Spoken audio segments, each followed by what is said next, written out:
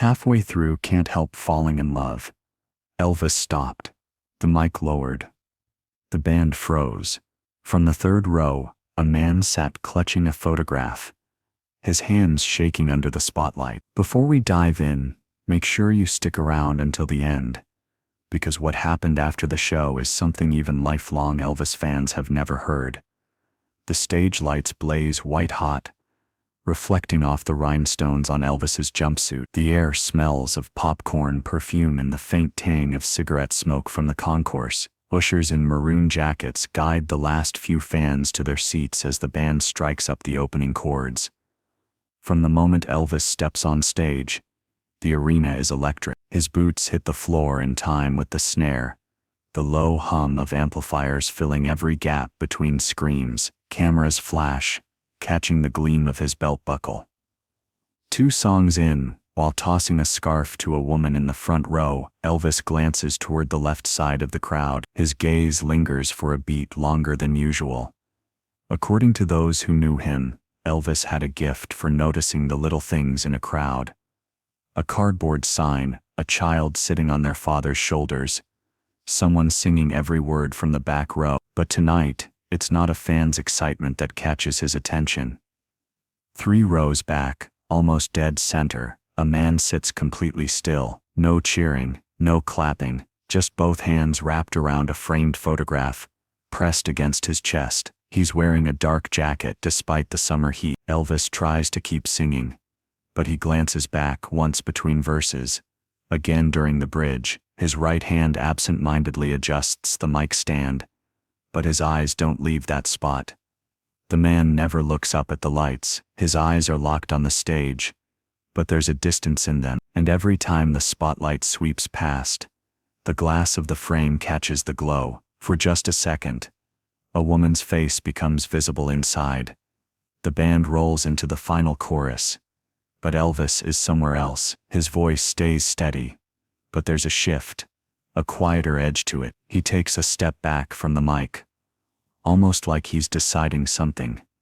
A ripple of curiosity moves through the front rows. A few fans turn their heads to see what he's looking at. The song ends. Applause crashes over the stage. Elvis nods to the band to start the next number, but instead of picking up the mic again, he sets it on the stand and steps away. The crowd noise falters. 18,000 voices dip to a hush, as if waiting for a punchline that doesn't come. From the edge of the stage, Elvis looks once more at the man in the dark jacket, and then starts walking toward him. Fade to black. Elvis lifts his right hand. A simple motion. Palm out. And the band stops on a dime. The sudden silence feels louder than the music. You can hear the faint hiss from the amplifiers, the squeak of a folding chair as someone shifts in the front row. "Excuse me a second," he says into the mic. His voice is calm, but there's a weight to it that cuts straight through the room. He steps down from the stage, moving past the edge, where the spotlight struggles to follow. 2 security guards instinctively flank him, but when he waves them back, they hang a few steps behind. The crowd leans forward like a single body, craning necks to the man in the dark jacket. Doesn't move until Elvis is right in front of him. His eyes widen slightly, not in the shock of a screaming fan, but with a startled, almost defensive look. The framed photograph shifts in his grip. Elvis, it's a small action, but the whole arena seems to tilt with it. Now he's at eye level, close enough that the smell of cologne and cigarette smoke from the man's jacket is mingling with the faint scent of Elvis's aftershave. Witnesses sitting nearby say they heard Elvis speak quietly, almost so low that only the man could hear. "Sir, I saw you from up there." He nods toward the framed photo. His hand doesn't touch it yet, just hovers. A silent question. The man swallows hard before answering, voice rough and unsteady. "My wife. She loved your music." He pauses, like the next words weigh too much. "She passed last month." Elvis's eyes drop to the frame. The glass catches a shimmer from the overhead lights, revealing the image. A smiling woman with hair in a neat 1960s beehive, wearing a pale dress. Elvis's expression changes. His shoulders sink a fraction. He places one hand, gently, on the man's shoulder. "I'm sorry. he says simply. For a moment, they stay like that. Two men in a bubble of quiet in the middle of 18,000 people. The murmurs from the crowd swell and fade like a tide. No one shouts, no one dares break it. Then Elvis does something the audience doesn't expect. He takes the man's free hand in his own. The man's grip is hesitant at first, then tightens. From the stands, people can't hear the words that pass between them next, but they see the exchange, the nod, the clasp of hands. And that's an applause begins somewhere in the back. Hesitant. Then spreads in waves until it fills the whole arena. Most have no idea why they're clapping. They just know they've seen something human. The band waits, frozen in place. Elvis doesn't look back yet. He's still focused entirely on the man in front of him. And then, without breaking that connection, he turns his head toward the stage. "Give me a guitar," he says. A stagehand rushes forward, placing a black acoustic guitar into Elvis's hand. The polished wood reflects the spotlight as he steps back toward the lip of the stage. But not all the way up. Instead, he sits on the edge, boots planted on the floor, barely a few feet from the man in the dark jacket. "Love me tender," he tells the band over his shoulder. "Just me and the guitar." The rest of the musicians exchange quick glances, then settle into silence. The first chord rings out, soft but steady. You can hear every finger slide on the strings, every breath Elvis takes before the next line. His voice is low, almost speaking, as if the song is meant for one person, and one person only. Every eye in the arena is on. The usual sea of waving arms is gone. Instead, the crowd sits frozen, many leaning forward in their seats. A few women in the front wipe their eyes without looking away. Elvis keeps his gaze on the widower, not scanning the crowd, not flashing his usual grin, just locked on this man who holds a photo like it's the only thing keeping him upright.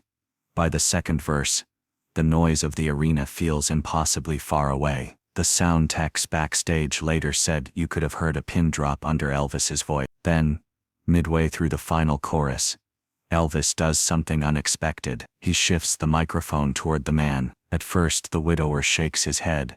A small, almost invisible motion. His lips press together. The audience collectively holds its breath. Elvis nods once, slow, like he's saying, "It's okay."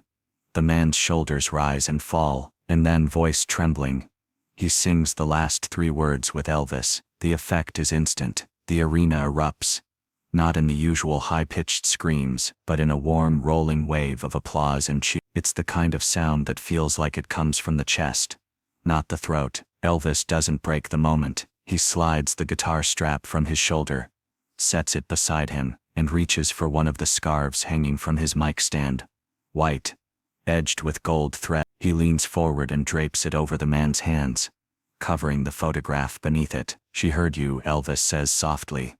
The man blinks rapidly. His lips part as if to speak, but no words come out. He just nods. A woman sitting 2 rows back later said she'd never seen Elvis's eyes look quite like that. Wet, but steady. Elvis stands, slipping the guitar back over his shoulder. He turns toward the audience, voice just loud enough to carry. "Folks, you just saw love." The crowd surges to its feet, clapping, whistling, some shouting his name. Cameras flash from every direction, but for a brief second, before he turns back to the band, Elvis glances over his shoulder at the man one last time. There's no grin, no wink, just a quiet, knowing look. And then the music swells again. The next song begins, but it's different now. The beat is the same, the chords familiar, yet there's a shift in the room's energy. Fans sing louder, couples hold hands, strangers sway in rhythm beside each other. Elvis moves through the set list, but every few minutes he glances toward the third row. Sometimes it's just a flicker of the eyes, other times his head turns fully, locking on the man in the dark jacket,